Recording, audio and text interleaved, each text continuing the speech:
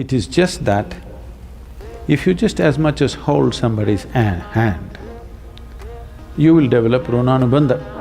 So existentially, when physical memory overlaps upon itself, it will cause a physical level of confusion, which will bring a certain level of discomfort, lack of exuberance, lack of involvement with anything, that you become a veteran when you're living.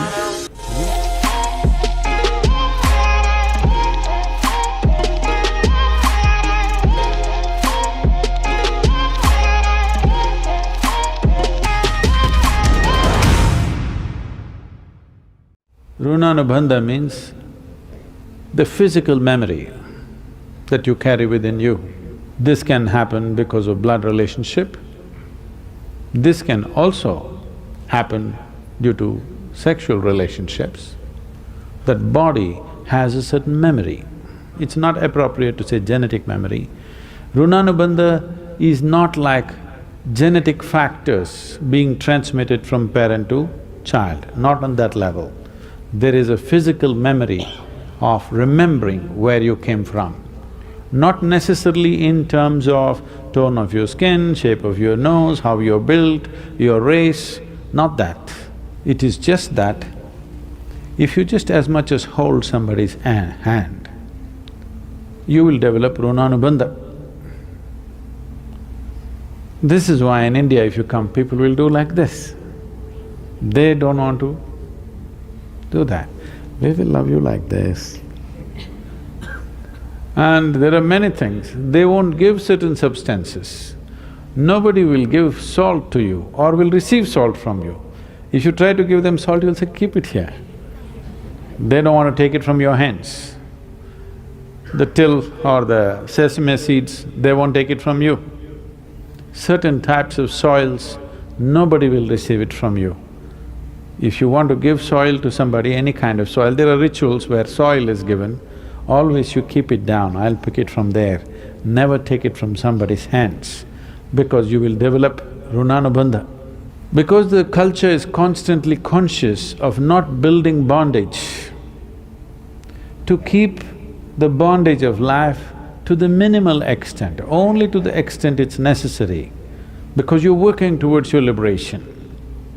Because of that, this awareness and these sensitivities have come. So the body remembers any kind of intimacy, not only with another physical body, any kind of intimacy even with any physical substance, it remembers. Certain types of substances are more capable of doing this, certain other types are less. So, for this here in the temple, they're doing Klesha-nashana. Have you been through it, anybody? The fire wash. So what Klesha-nashana is a way of burning various types of physical memories that we have picked up, not necessarily because of relationships, just by contact, just by coming in touch with so many things. People, situations, atmospheres, so many things, this body picks up memory. Physical memory, beyond a certain point that what you pick up, will cause a certain level of confusion. Confusion, not here, this confusion is a different thing, that is something you have earned. But physical confusion, if the body is confused, it can't come to ease. Many of you have noticed this, certain days your body seems to be confused. Have you noticed this? Wherever you sit somehow, another day you sit down, So, we created various systems to cleanse.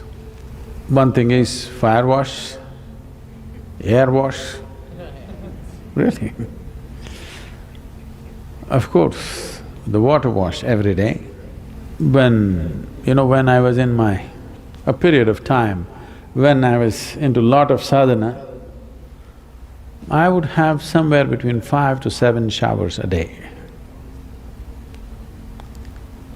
Because your system becomes so sensitive, you sat on this cushion, now you're conscious what this cushion is doing to you.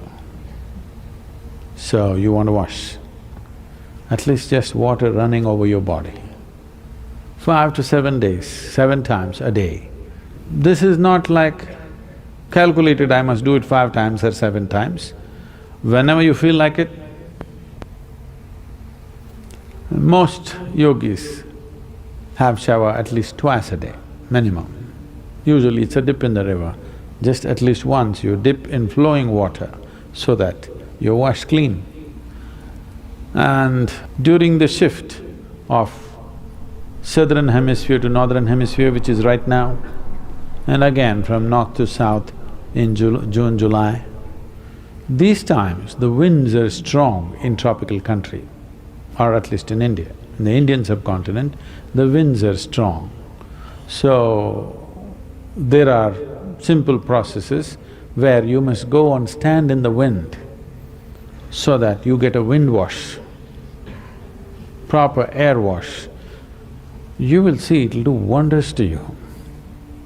You try this, when there is a strong breeze, just wear something loose and just simply stand there for half an hour, being conscious of this with your eyes closed, both this way and from the back. You get enough breeze flowing over you, you come back into your house and you feel like, so much lighter and better. So, those who are on the spiritual path always use clothes which have been dipped in filtered red earth. You won't see it, it doesn't feel like it, but actually the very color, actually the white clothes turn into mud color because it's been constantly washed with filtered earth. So washing Rinanubandha is… one way of doing it is you have a mud bath. So existentially, when physical memory overlaps upon itself, it will cause a physical level of confusion, which will bring a certain level of discomfort, lack of exuberance, lack of involvement with anything, that you become a veteran when you're living. But that will happen to you, that means in some way, because of overlapping memory, you become less alive to everything around you. That's what we concerned about, that you're becoming less alive.